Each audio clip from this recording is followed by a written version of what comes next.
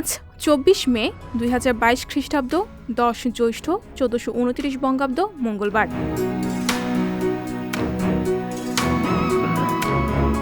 ১৯৬৪ সালের ২৪ মে এই দিনে রিও ডি জেনিরোর জাতীয় স্টেডিয়ামে ফুটবল ম্যাচকে কেন্দ্র করে দাঙ্গা সংঘটিত হয়। সে দাঙ্গায় ৩২৮ জন নিহত হয়েছেন, আহত হয়েছেন আরও অন্তত ৫ শতাধিক মানুষ।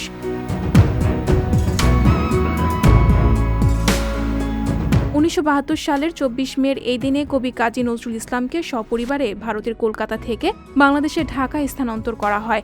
সেই সময় রাষ্ট্রীয়ভাবে তাকে জাতীয় কবির স্বীকৃতি দেওয়া হয়।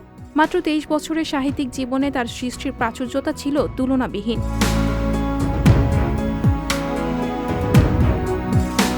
১৯৮৫ সালের ২৪ মের এই দিনে বাংলাদেশের চট্টগ্রাম জেলার সন্দ্বীপ উপজেলার অন্তর্গত উড়িরচর ইউনিয়নে জলোচ্ছ্বাস হয়।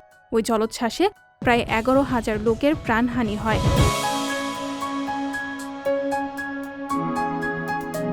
১৯৯৪ সালের ২৪ মের এই দিনে সৌদি আরবের মক্কায় হজ পালন করতে গিয়ে পদদলিত হয়ে প্রায় ২৭০ হাজি প্রাণ হারান।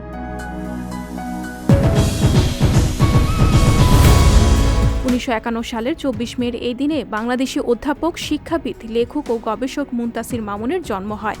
ঢাকা বিশ্ববিদ্যালয়ের এই অধ্যাপক ঢাকা শহরের অতীত ইতিহাস নিয়ে গবেষণা করেছেন।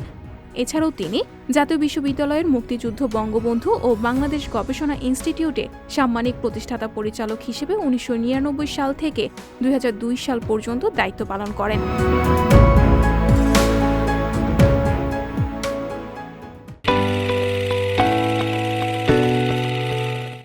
সংবাদ, ফিচার ও অনুষ্ঠানের জন্য ভিজিট করুন সংবাদ প্রকাশের ওয়েবসাইট এবং যুক্ত থাকুন ফেসবুক পেজ ও ইউটিউব চ্যানেলের সঙ্গে।